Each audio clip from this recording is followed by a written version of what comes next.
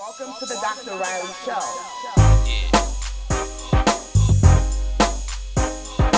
I'm your host, Dr. Reilly. Welcome everyone to another episode of Ask Dr. Reilly. Today we're going to have a guest that's going to talk about something that sometimes in the Black and brown communities is not communicated properly: date rape. So if you want to know about date rape, today is the day to ask Dr. Reilly. My guest today, her name is Maia Mungin Oriol, and we just want to welcome her here today as she shares her story with us. We are honored and privileged to be able to hear her journey to where she is today. So welcome, Maia. How are you? I am good. Thank you. Did I pronounce your name correctly? Yes. Okay, absolutely. so that's good because I have to make sure I do that. And I would like to first ask you, what is your definition of sexual trauma? I think sexual trauma means different things to different people. For me, it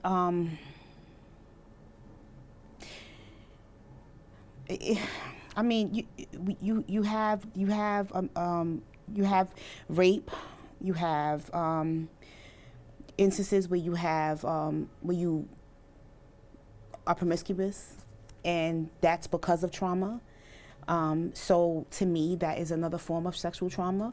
But definitely date rape from a family member, rape from just someone that you don't know.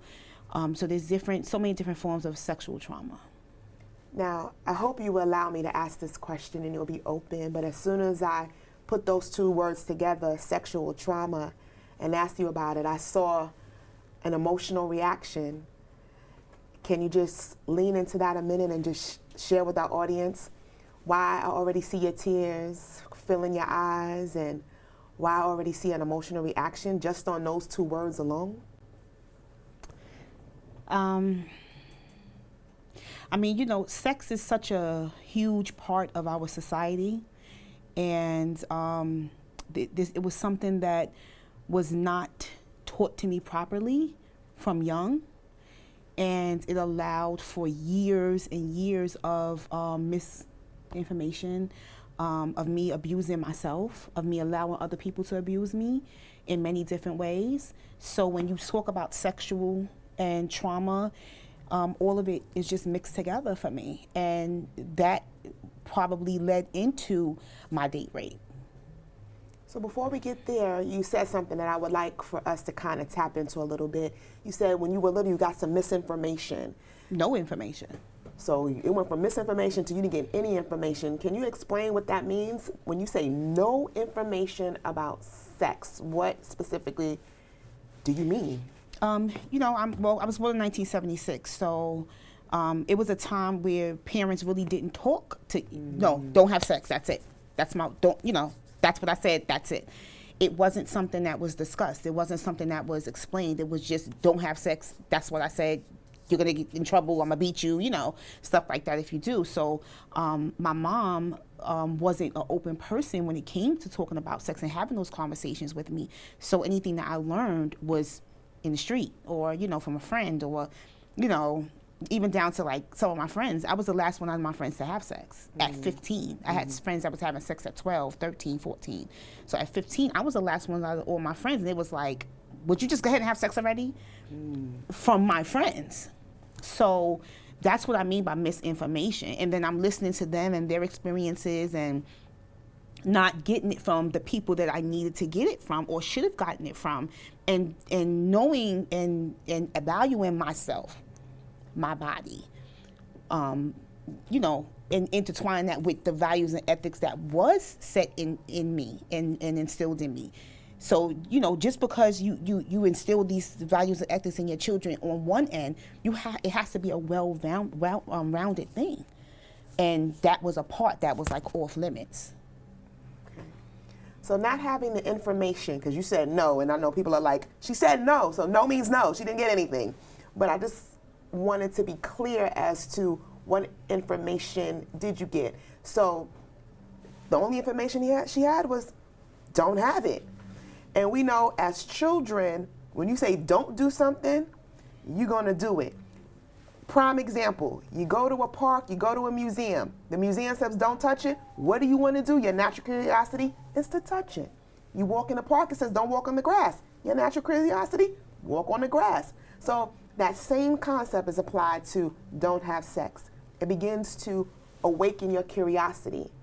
So in addition to that piece of information that you had, coupled with your friend's information, well, 12-year-old information, you decided to have sex at 15. Can you talk about that experience? Well, Why the face? Because it was, it was just an experience. It wasn't, as a youngster, I was always the darker one. I was always the bigger one. All my friends was light skinned, slim, nice hair, or just, the average accepted person at that time. So for me, it was a little, different. And that contributed to low self-esteem, which I didn't know or understand at that point in my life. I just knew that I wasn't accepted.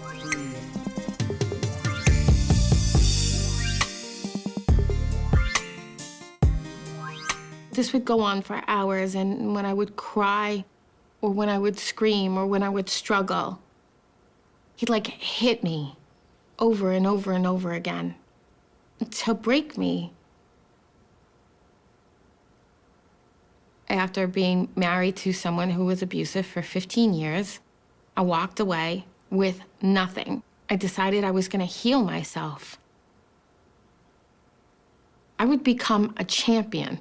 I would take all this hurt, all this pain, and turn it into something uniquely positive. Or when someone calls you and takes you back to that place,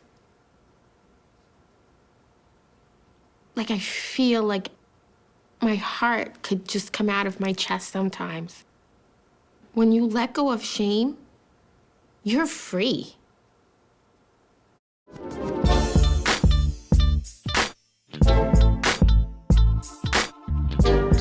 So, a lot of things that happen to you when you were a child, unbeknownst to you, causes low self-esteem, whether it be acceptance from family members, from friends, from just strangers, and that was a part of the reason why it was just an experience for me. It just wasn't I had my first experience with a friend from my block, and I wanted it. It wasn't even something that, he wanted per se. I liked him, and I made myself available to him.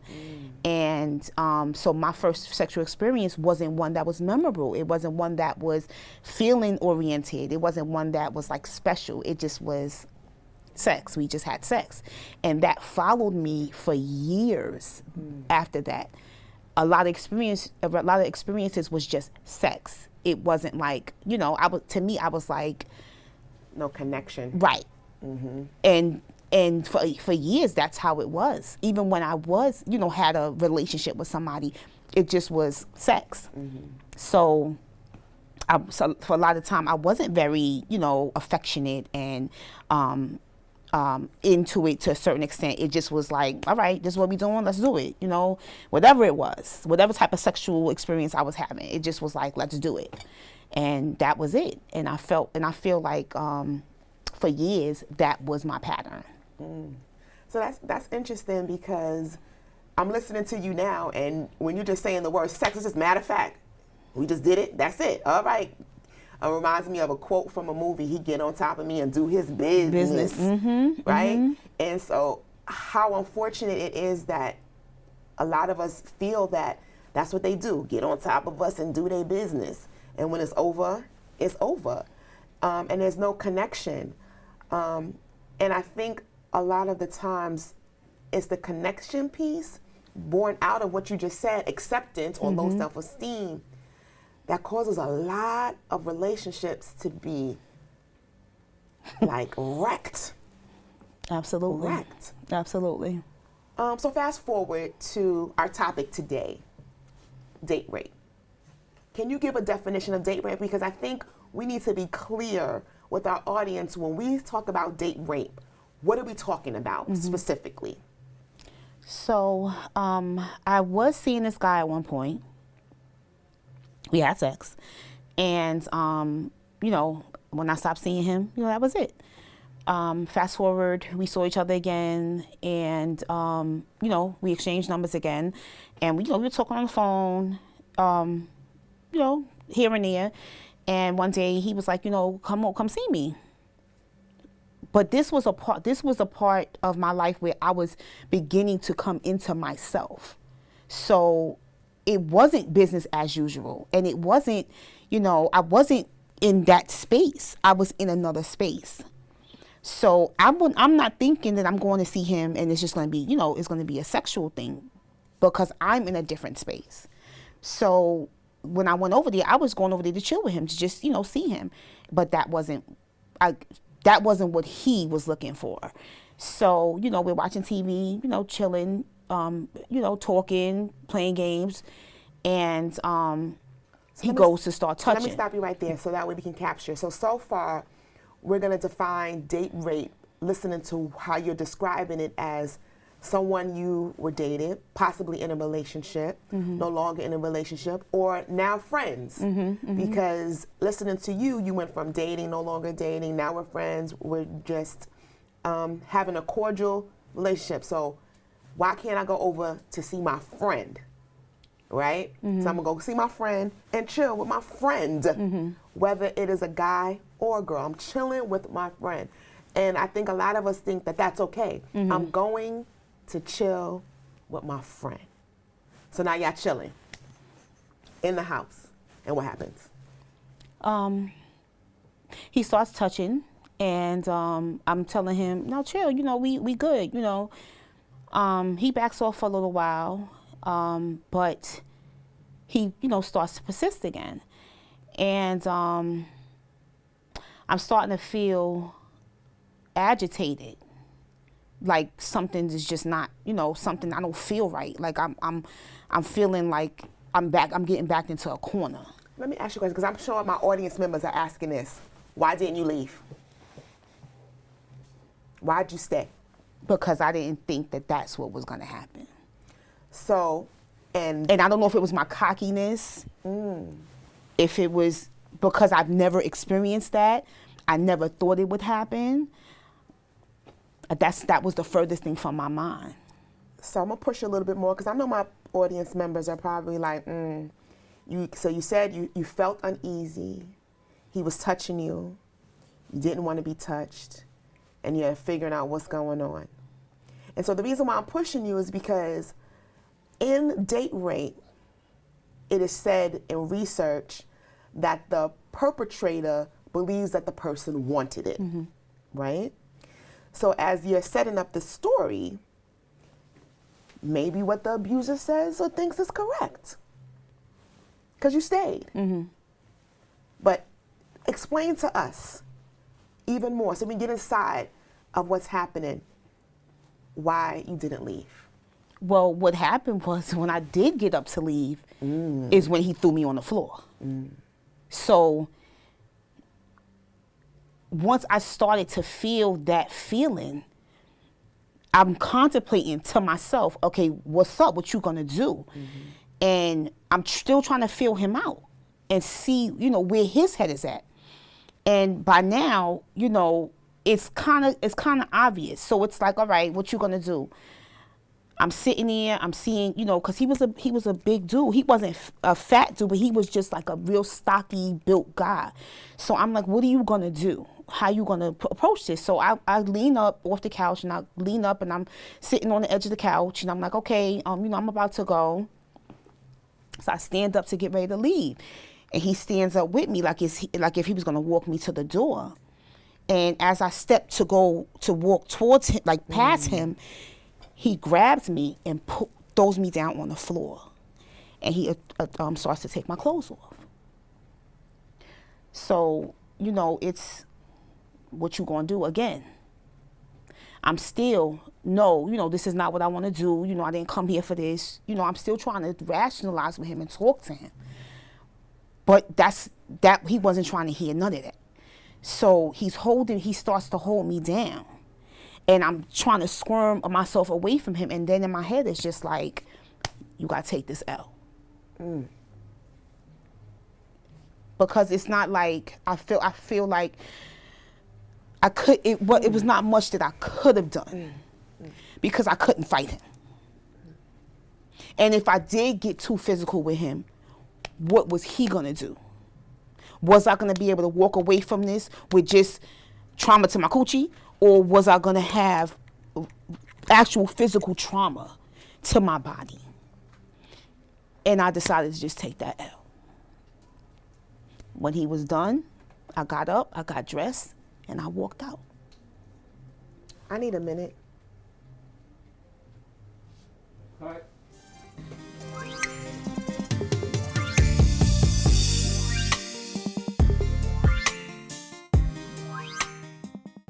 Even, for the longest time after my second rape, I hated leather jackets because he had a black leather jacket on. So that was something that triggered. It's like you really do almost have to take it day by day because it just seems so daunting and such a huge responsibility to even believe that it's not your fault in the beginning. And I really just wanted somebody to listen and be like, hey, that's not crazy that you feel that way. Like, that's just part of healing. And it's gonna be okay. You're not alone. You're not wrong. It's not your fault. By us starting a conversation, it will change the laws and the way that the judicial system handles these types of cases. I just am really excited to be in the place in my life where I can share my story. It's the best revenge, is to just live life and thrive and be awesome. It really is, so.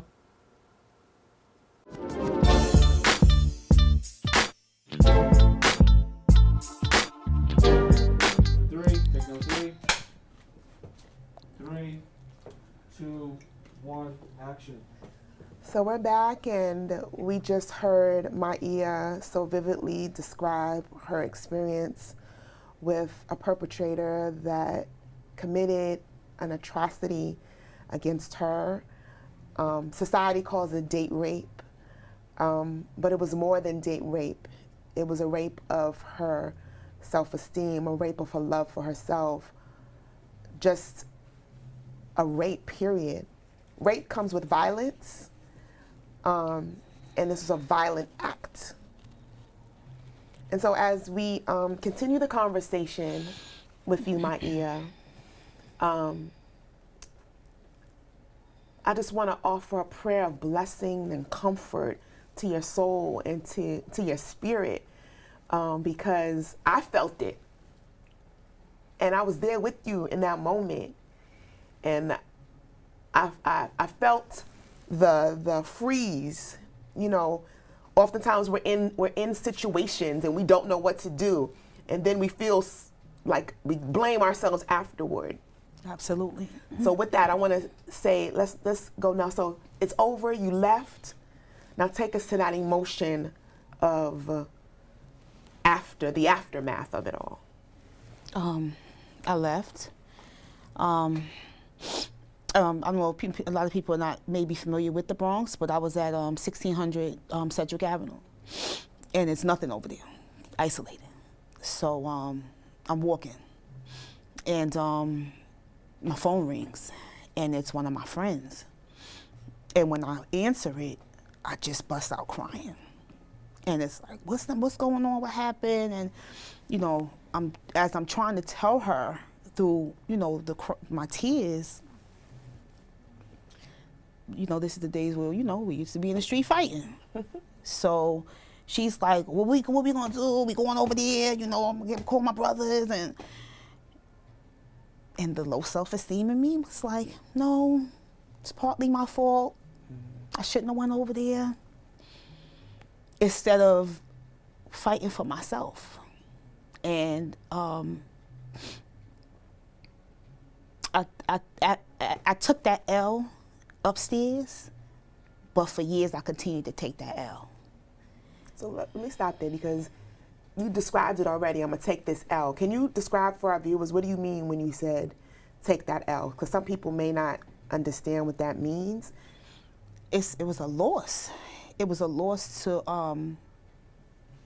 myself, to my body, to my soul. It's like something, they take something from you, and you can never get that back. You can never, ever get that back. And when you willingly giving yourself to somebody is one thing, but when someone takes that from you, what you don't want to give, it's a different type of feeling, whether you slept with them or not. I did not want to do that right now, today. That's not what I wanted. And for someone to take that from you, the violation that you feel is just another level of something that sometimes you just can't explain. So some people just don't talk about it. Some people just say it's life, or I'll deal with it, not realizing how it hurts you internally. And for years, I did not talk about it. So what brings you to be able to talk about it now? Counseling, coming to grips with a lot of things in my life.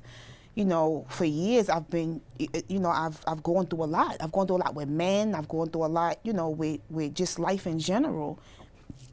Excuse me, I'm so sorry. And I'm coming to a place of peace within myself, and acceptance within myself, and trying to live unapologetically for Maia, which is stuff that I did not do. Like, I'll die, I'll go to war for somebody else in my family, my friends, but for Maia, it was always, oh, it's all right. Oh, they did that to you. Oh, it did that to me. It's all right.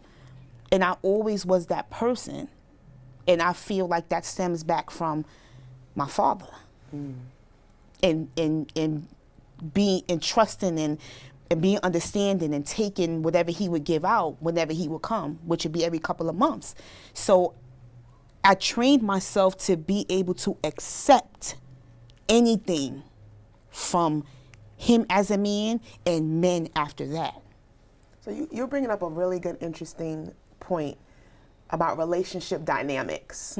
So you talked about the relationship with your friends who were willing to go to battle, go to war for you, and you said no. And then you talked about your relationship with the perpetrator, and how that relationship was different because of what you thought and what you wanted. He didn't want that or honor that.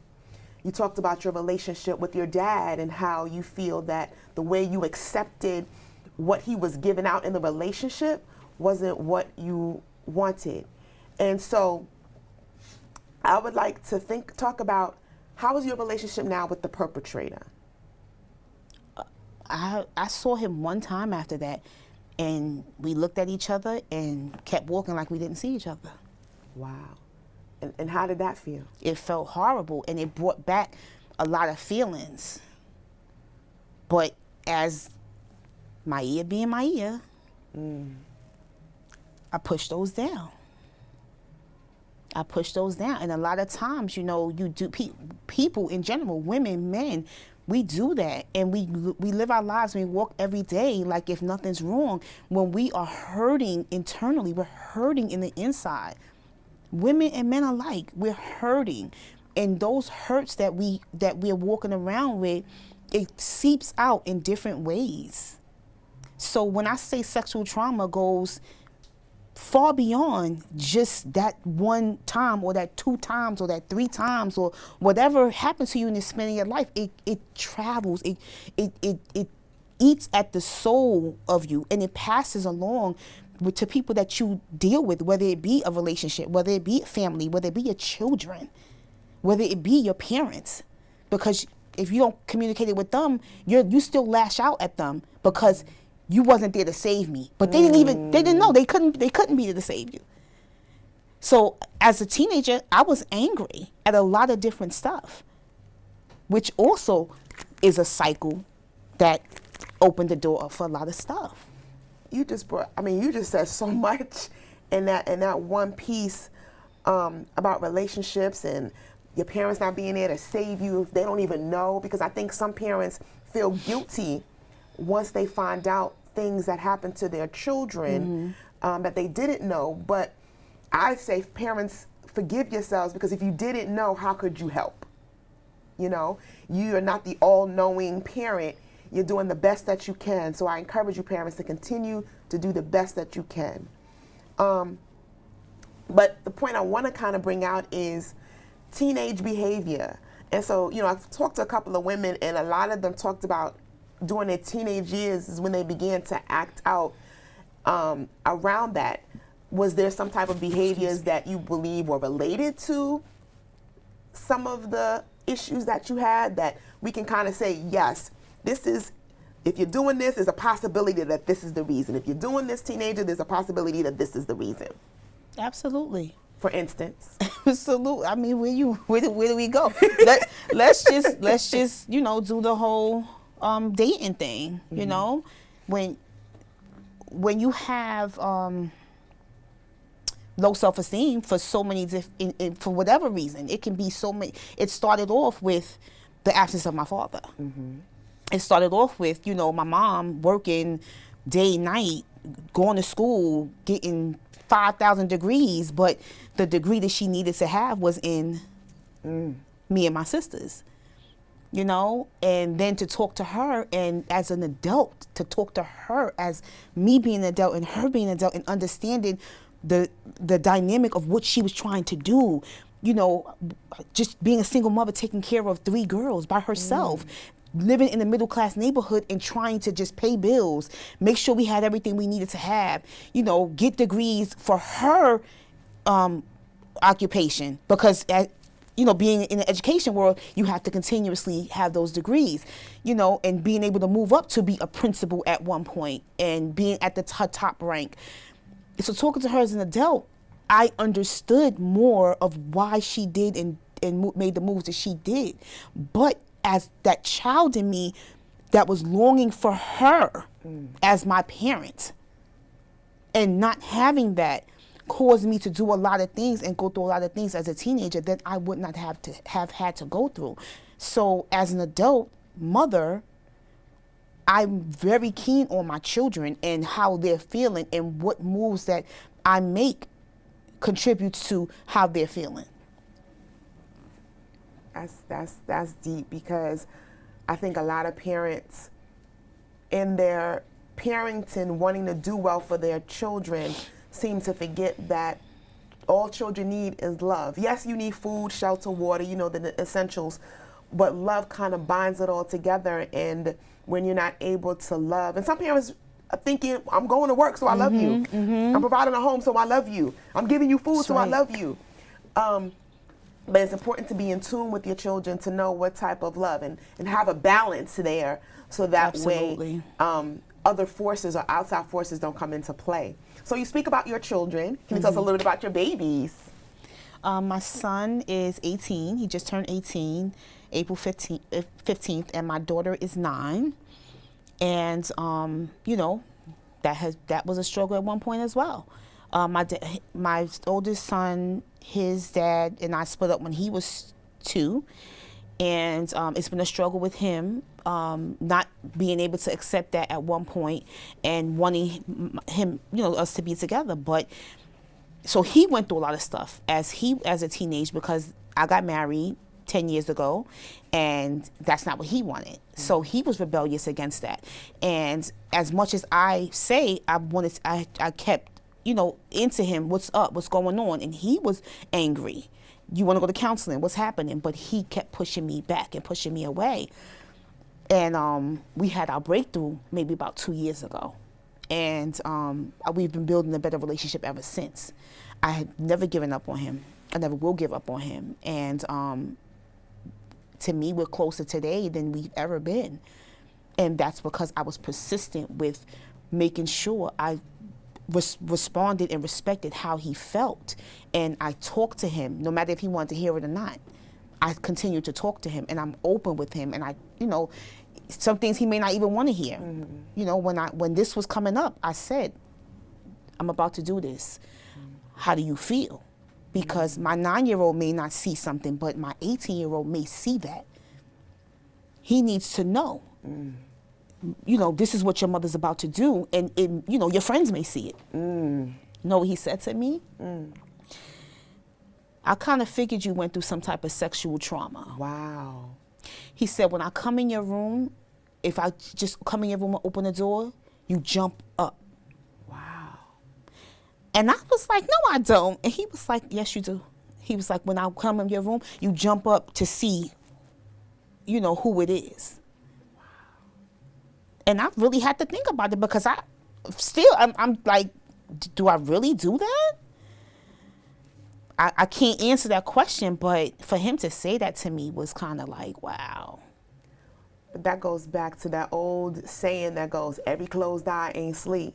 Absolutely. And our kids know us. And for your son to recognize that and to see that, but to give it voice, speak volumes.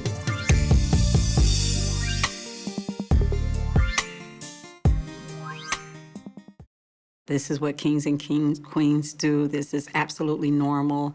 And I believed it. I believed that this was something that just happened to children. As I got older, it got more progressive. At age 15, he had sex with me. It was so much brainwashing to the point where I didn't even love myself.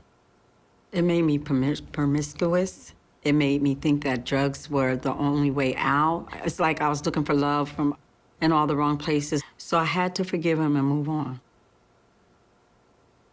I'm glad to know that there's somebody that understands what it means to have your everything stripped from you.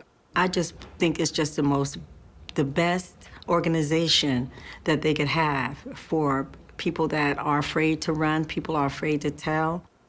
Don't be afraid. Don't be afraid to tell.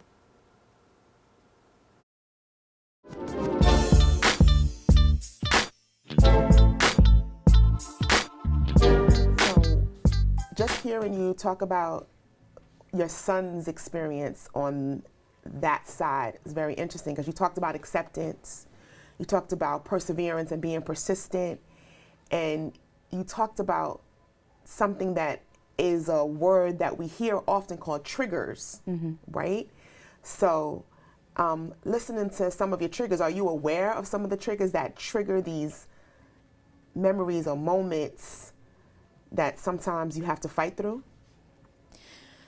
They used to be, but as I'm getting older, I am aware, and still things come up that, you know, I didn't remember.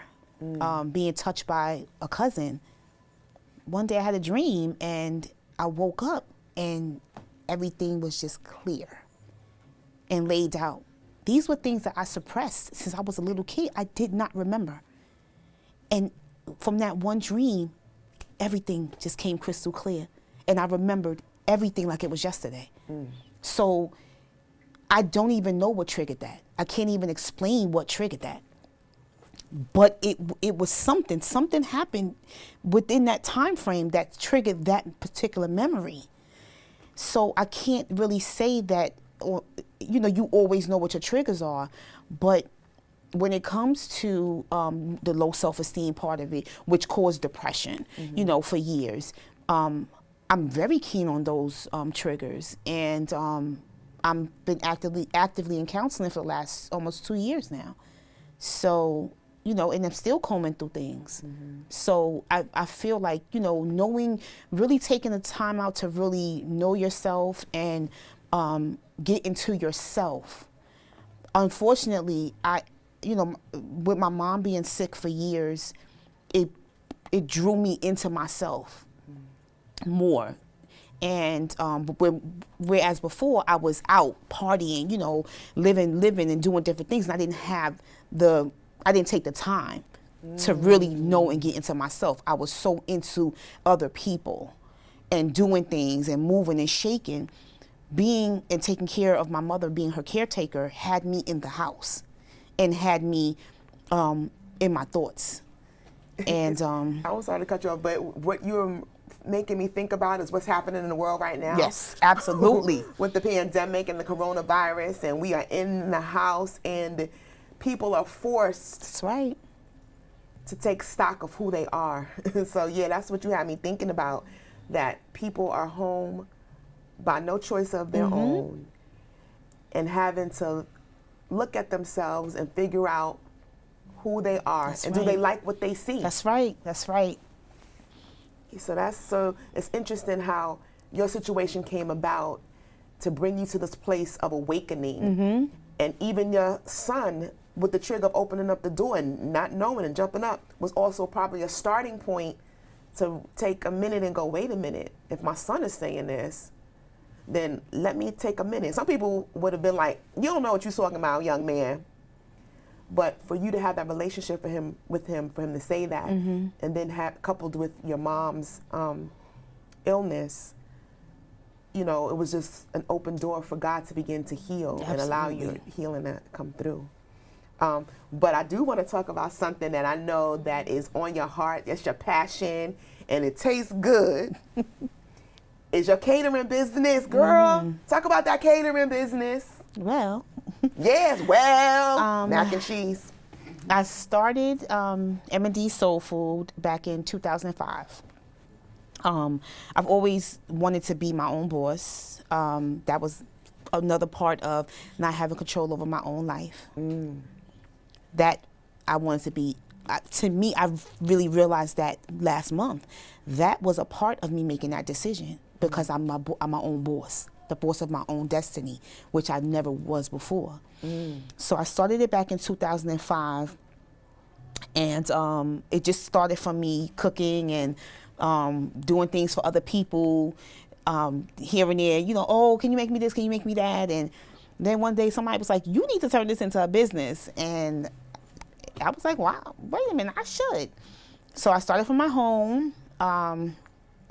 It was a real business from my home. Like, I got flyers together. I handed out flyers. I was, you know, doing deliveries. I had people working for me in my house, making deliveries to the courthouses, to judges, to lawyers, Hustler. You know, different, wherever in the Bronx or Harlem people wanted food, you know, we would do from 11 to 7 p.m. every day, Monday through Friday. And it started at my home. And then from there, I opened up my first restaurant. But it was around the time where, it was in November, which later on, after I started to do a business course, that was you're never supposed to open up a business like that in the winter. It should always be in the spring, where people are coming out and actively moving around. So Education. yes, That's what you just said, education. absolutely. And I learned a real expensive lesson.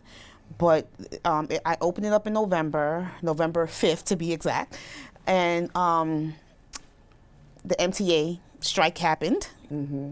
That also put a hold. My first month was amazing. I was, doing $1,000, $2,000 a day from, family and friends and everybody supporting. And then it was like a halt.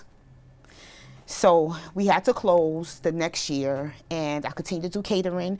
I've been doing catering since 2005, and I've been blessed to continuously have customers that come back.